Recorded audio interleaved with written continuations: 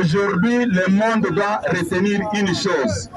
Félix Tshisekedi n'est pas combattu parce qu'il gère mal le Congo, c'est parce qu'il est Moulouba.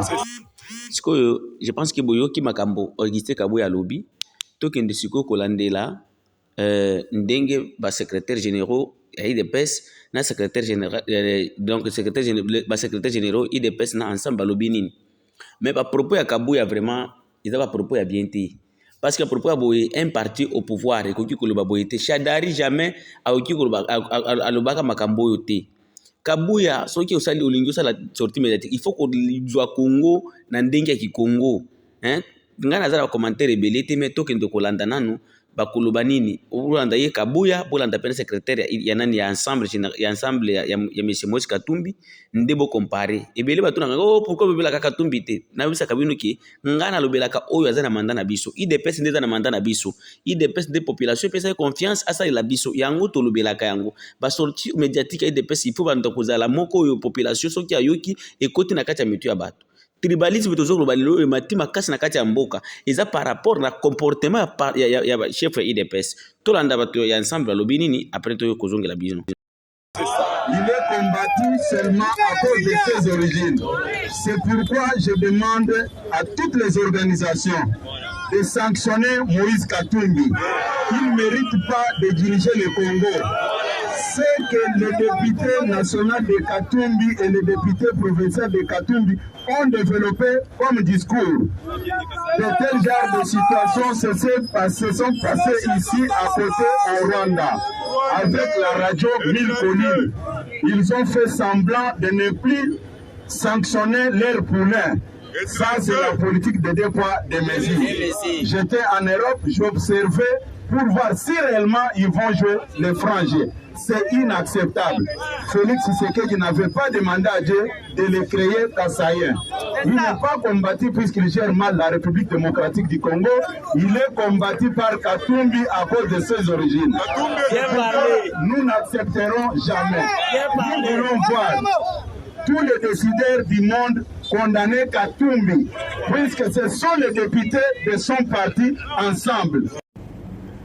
Parce que les élus de Ensemble pour la République qui se sont exprimés ne sont pas investis des charges de porte-parole de Moïse Katumbi ou du parti Ensemble pour la République. Il s'agit des élus qui représentent la nation, qui ont une base, qui ont des électeurs, qui sont à l'écoute de ces électeurs. Et ils n'ont pas commencé aujourd'hui à lever les doigts sur ce qui ne va pas. La tendance aujourd'hui dans notre pays, c'est de considérer que celui qui a posé des actes de tribalisme n'est pas tribaliste, mais c'est celui qui l'a indexé. On disait que ce que vous faites est mauvais, c'est celui-là qu'on a tendance à présenter comme les tribalistes. Mais là, il y a une inversion. Les actes de tribalisme ne sont pas posés par les élections, par les élus d'Ensemble pour la République. Les actes de tribalisme sont posés par ceux qui ont le pouvoir politique de mener à bien les destinées du peuple congolais. Et ils l'ont fait à tour de bras, de façon tout à fait, je dirais, unique dans l'histoire de notre pays. Et ces actes ont été décriés par d'autres personnalités de ces pays. Mais comme on ne craint pas ces personnalités, on a une hantise pour Moïse Katumbi. Alors, un député même qui exprime son opinion en tant qu'élu du peuple, il en a le droit. On cherche le moyen d'établir un lien entre lui et Moïse Katumbi.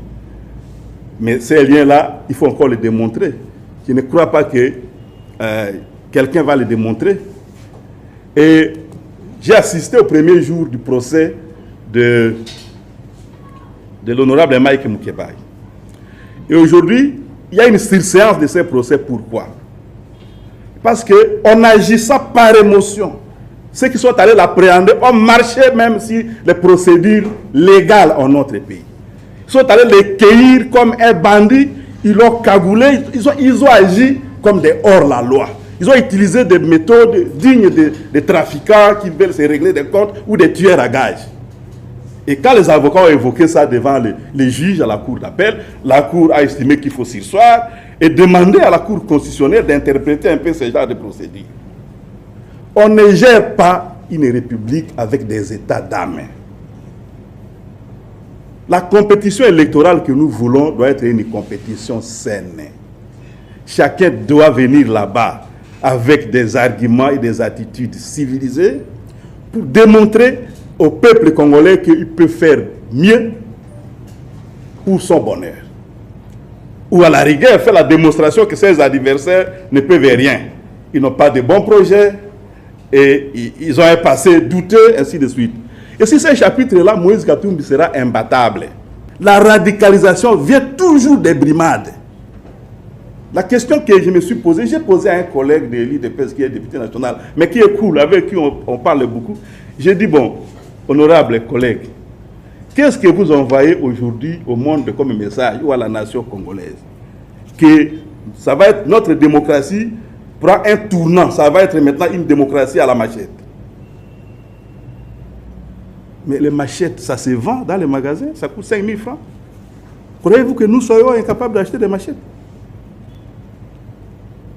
On est tout à fait capable d'en acheter. D'acheter même toutes les machettes qui sont dans les magasins, d'éviter même ceux qui les ont reçues, là, qui les ont dans leurs mains, à venir prendre un prix 3 fois supérieur, et on aura plus de machettes que tout le monde. Mais ça va avancer notre nation en quoi? Les gens donnent l'impression de ne même plus avoir la mémoire historique. Lorsque nous, avec l'IDPS et les autres, on combattait les régimes passés contre le 3e mandat, mais ils ont envoyé des gens en formation, chercher comment fonctionnent les Imbonerakure, consommer. Ils ont fait quoi ici dans la vie? Ils ont fait quoi? Ils ont garanti le 3e mandat à l'ancien président de la République? Certainement pas. Alors, imiter ces gens d'idiotie, je ne vois pas en quoi ça fait avancer la République. Le député national représente la nation et n'a pas de mandat impératif. C'est inscrit dans la constitution de notre pays à l'article 101. Le député provincial est investi des mêmes prérogatives à l'échelle de la province. Les opinions des élus du peuple, non investis de charges de porte-parole de leur formation politique, concernent le peuple dont ils sont les représentants.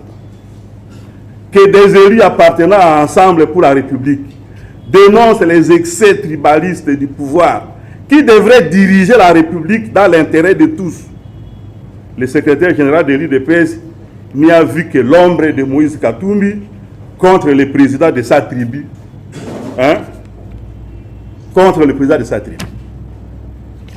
Que dire? Sinon, Seigneur Dieu, il faut avoir pitié de notre pays.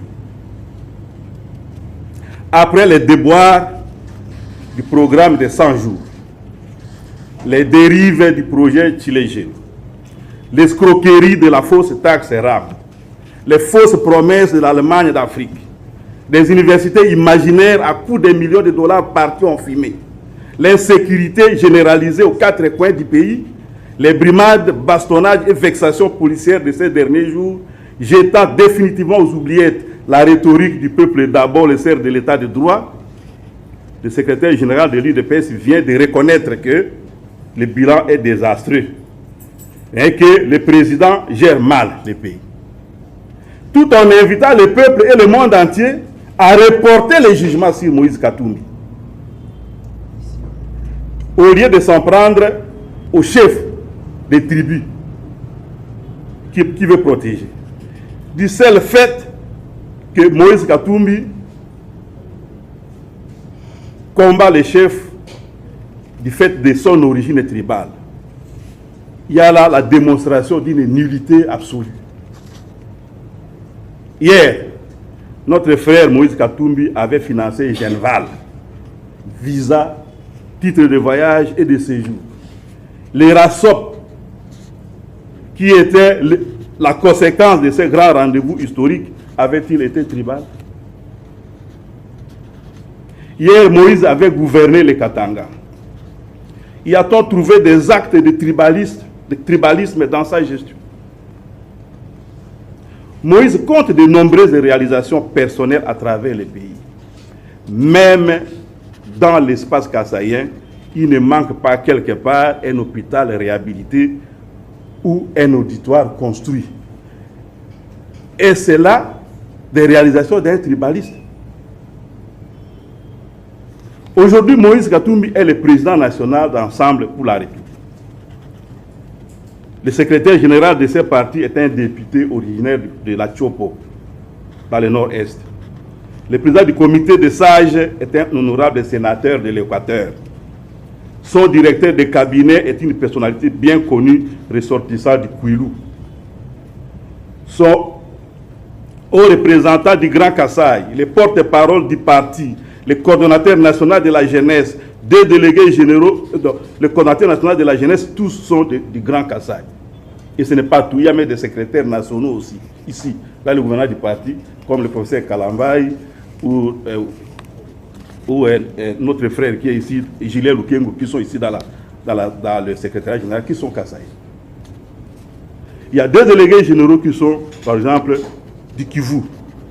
Les directeurs de services juridiques et d'autres sont du Grand Kasaï. Aucun délégué général du parti, parmi les 12 qui ont été nommés, n'est du Haut-Katanga, la province de Katumbi. L'assistant personnel de M. Katumbi, le premier et le dernier à le voir dans une journée, M. Henri Kongolo Biata, est du Kasaï oriental. Combien de partis politiques pourraient-ils affirmer une telle diversité? Puisque M. Augustin Kabouya cherche un tribaliste à s'offrir comme un bouc émissaire, il ferait peut-être mieux de passer devant un miroir. Et aussi se remémorer qui sont les dirigeants de son parti. Il en trouvera certainement un de vrai. Le peuple congolais est mûr.